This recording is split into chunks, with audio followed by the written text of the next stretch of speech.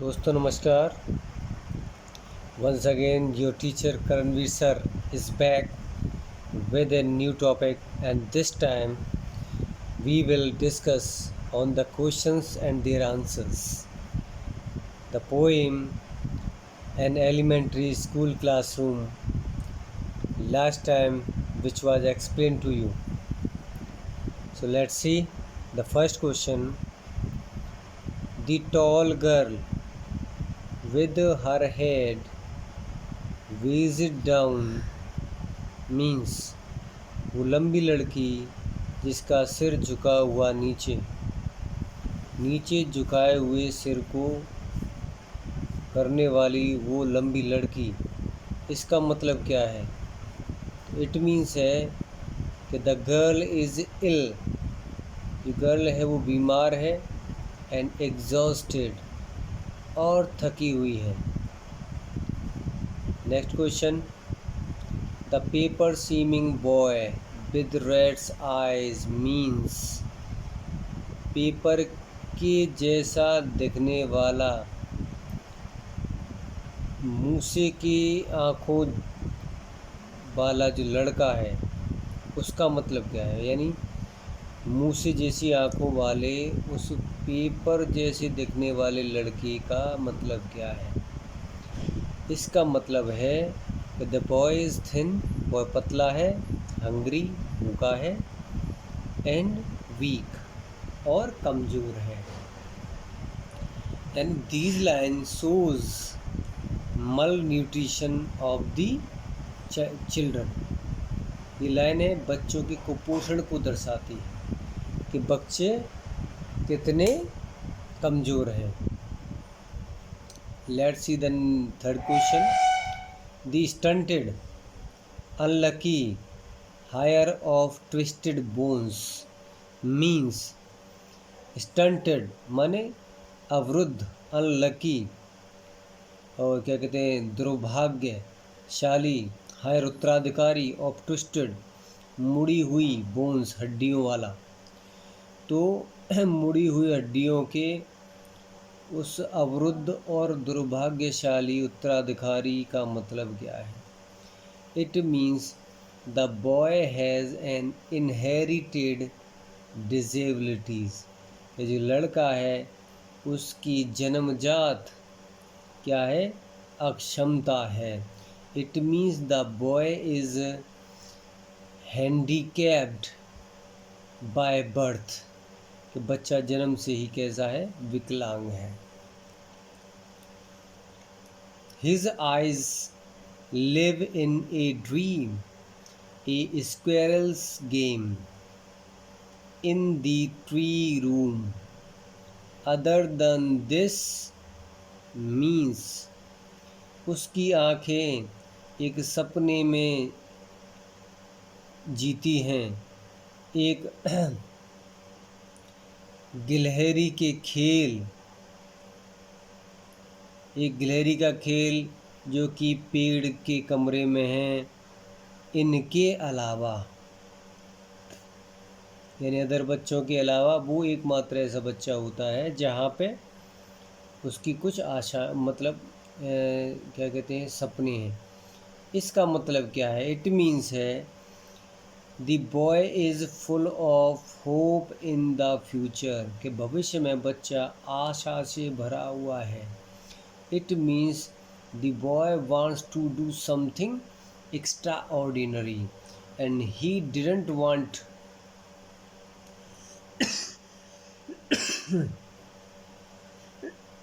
sorry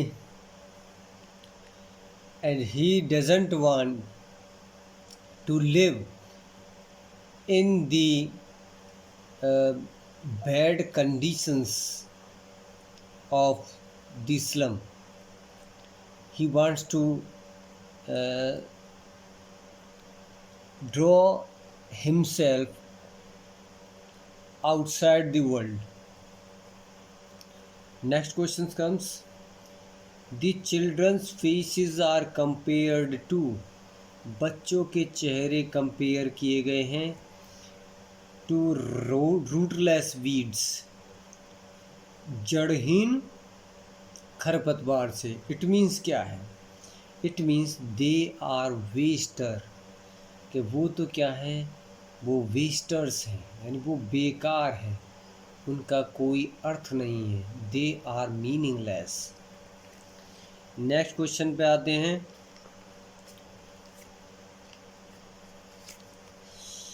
हमारा next question है, why has the poet use the expression the colour of sour cream to describe the walls of the room?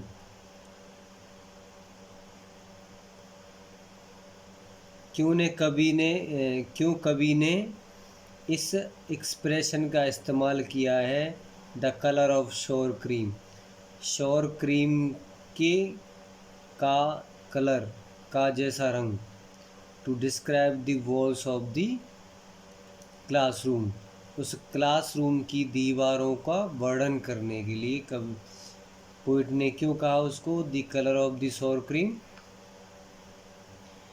ये question मैंने क्या कहते हैं, थोड़ा छोटा कर दिया है, थोड़ा लेंथी है, लेकिन यही अर्थ क्वेश्चन निकल के आ रहा है, वो एक बार ध्यान से पढ़ेंगे आप।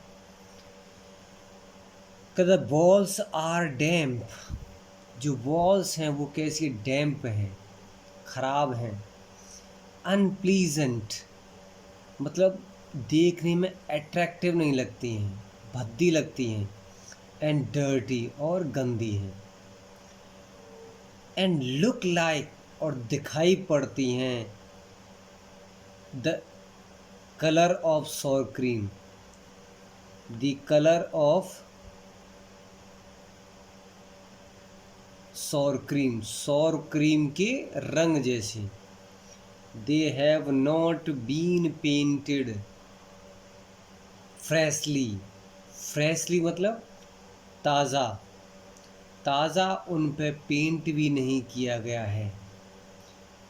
एंड और पीलिंग ऑफ सरफेस, और वो उनका जो सरफेस है, जो सतह है, वो पीलिंग ऑफ हो रही है, मतलब उनमें से छोटे छोटे से छिलके निकल के जा रहे हैं। अब अपने नेक्स्ट क्वेश्चन की तरफ आ जाते हैं। आशा है आपको यहाँ तक समझ में आ गया होगा। How do these pictures on the walls contrast with the world of these children, कि कैसे ये तस्वीरें दीवार पर कंट्रास्ट विरोधाभास बताती हैं with the world of these children, इन बच्चों की इस दुनिया के साथ। यानी वॉल्स में बच्चे क्या कहते हैं, पोस्टर्स होते हैं, पिक्चर्स होती हैं, और बहुत ही अट्रैक्टिव होती हैं, बहुत ही फैसिनेटिंग होती हैं, और क्या कहते हैं, ब्यूटीफुल लगती हैं, वो आकर्षक लगती हैं, सुंदर लगती हैं। तो उसका कंपेयर उन बच्चों की वास्तविक ज़िंदगी से कैसे किया गया है, कि उनकी ज़िंदगी ऐसी कैसी है। तो देखिए कैसे है ये। दी पिक्चर्स आप बताएंगे इसको। दी पिक्चर्स ऑन द वॉल्स, कि दीवार पर जो तस्वीरें हैं, सजेस्ट सुझाव देती हैं, ब्यूटी सुंदरता का, वेलबीइंग भलाई का, देखभाल का, प्रोग्रेस प्रगति का, एंड प्रॉस्पेरिटी और समृद्धि का। यानी पोस्टर्स को देखने से लगेगा कि कि जो पोस्टर्स की दुनिया है वो कोई सुंदर है, अच्छी है, वहाँ प्रगति है, समृद्धि है। And a world of sunshine, और एक दुनिया किसकी, सनशाइन, सूर्य के जैसे तेज चमकने वाली, एंड लव और प्रेम की। यानी एक ऐसी दुनिया जहाँ पे क्या है, हर तरफ आशाएं हैं। सनशाइन का प्रतीक है यहाँ पे आशाएं, होप और लव और प्रेम, एट्रैक्शन। जबकि असल ज़िंदगी में जो बच्चे हैं उनके जीवन में ना कोई सुंदरता है, ना कोई देखभाल है, ना कोई प्रगति है, ना ही कोई समृद्धि। ना ही कोई आशा है, because they are living in the darkness and ignorance, and love और प्रेम का कोई मतलब नहीं है।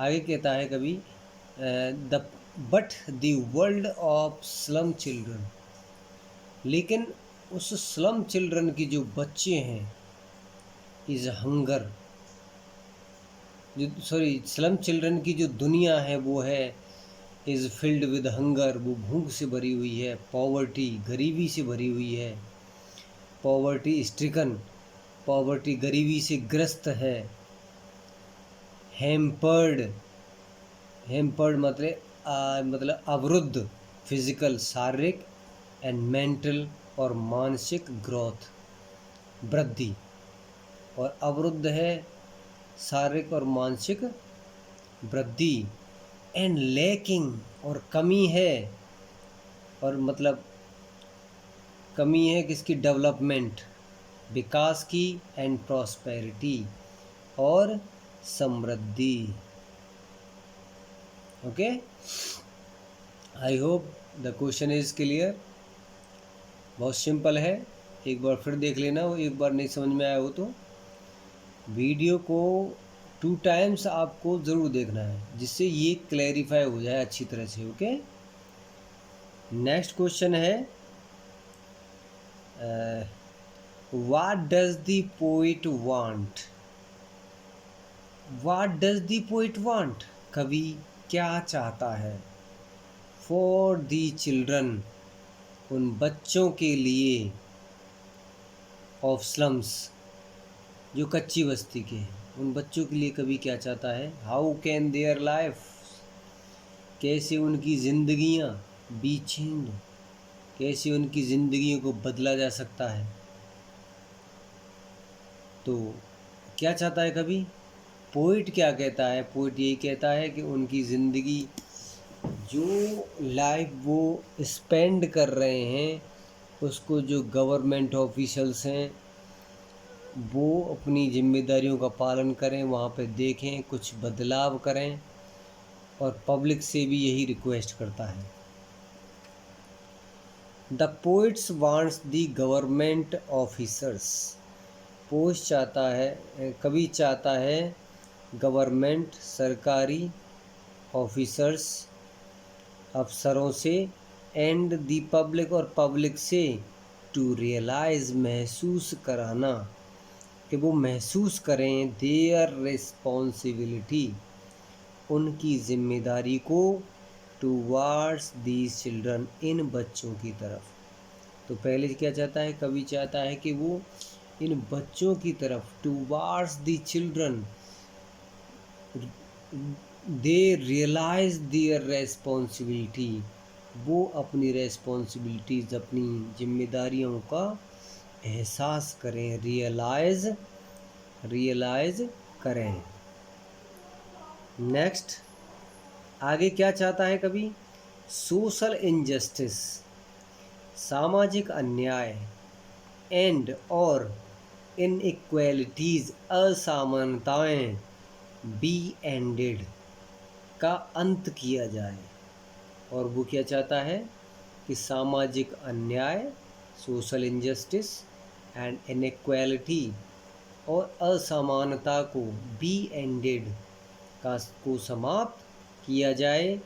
कैसे, बाय रिमूविंग, हटा करके या मिटा करके, ऑब्स्टिकल्स, अड़चनों को, परेशानियों को, that force the slum children, जो स्लम चिल्ड्रन को फोर्स करते हैं, टू लिव इन, जीने के लिए, अगली, अभद्र, एंड फिल्थी, और दुर्गंधमय, सराउंडिंग्स, माहौल में।